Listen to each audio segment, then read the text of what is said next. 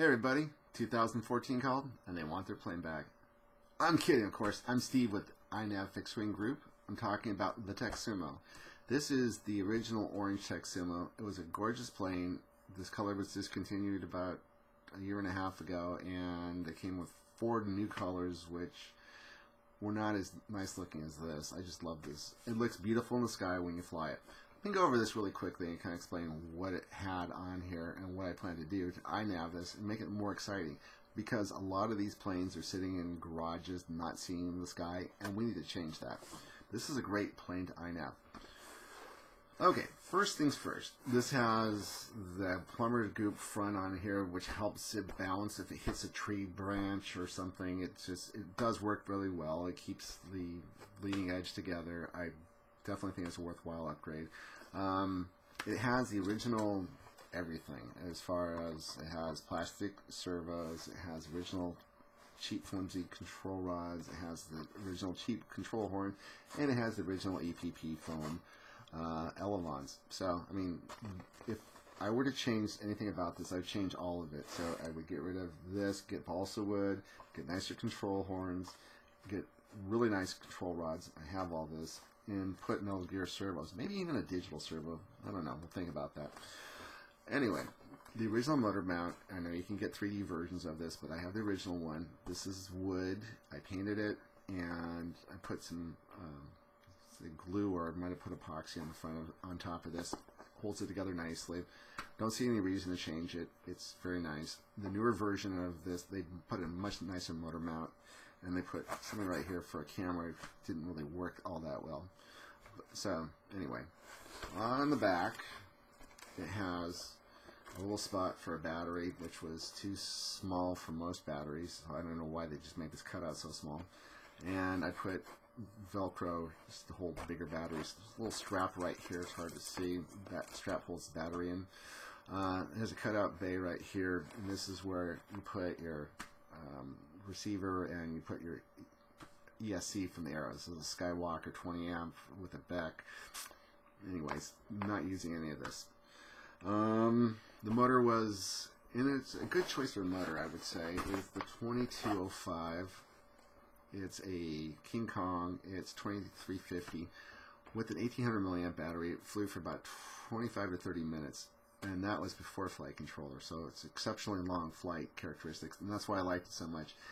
Now you got a choice. At the Era, we would also put on things like the D2826-6, which was a 2200 kV motor, much heavier, and you balance it with the 3S 2200 battery in the front. The plane was much, much heavier. It lost the glide characteristics, but it was very smooth and very fast, so a lot of people loved that because it was a screaming little plane. And I don't know, if you have that, you might want to stick with that and keep this fun and fast. What I'm planning to do is, right here, I'm going to put a 10 millimeter square or 3/8 inch piece of wood and paint it orange to match this, and that's what's going to hold micro FPV camera. Right here, right in the middle, right here, I'm going to put the Maytech F405 standard with the FChub 6S PDB. They're matching units.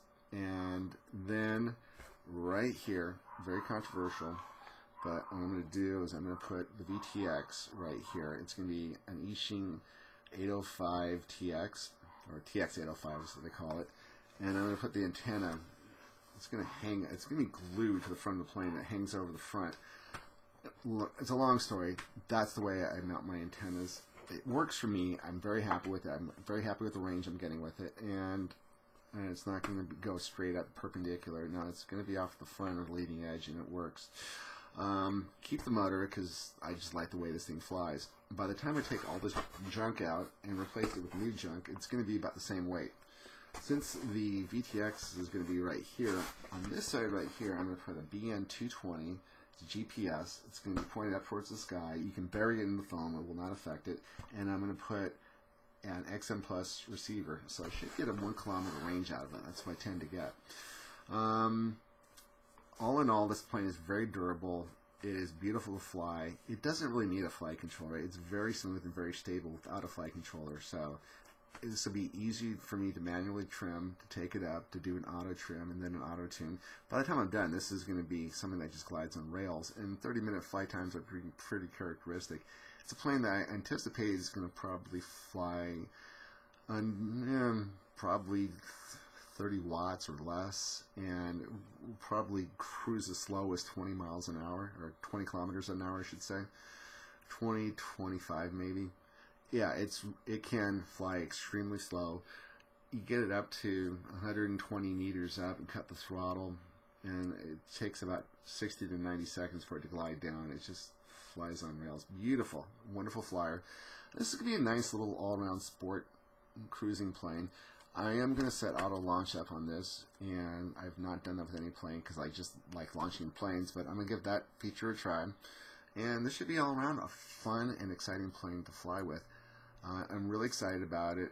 If you have an orange plane, definitely join me. Let's get these things flying. Thanks for watching.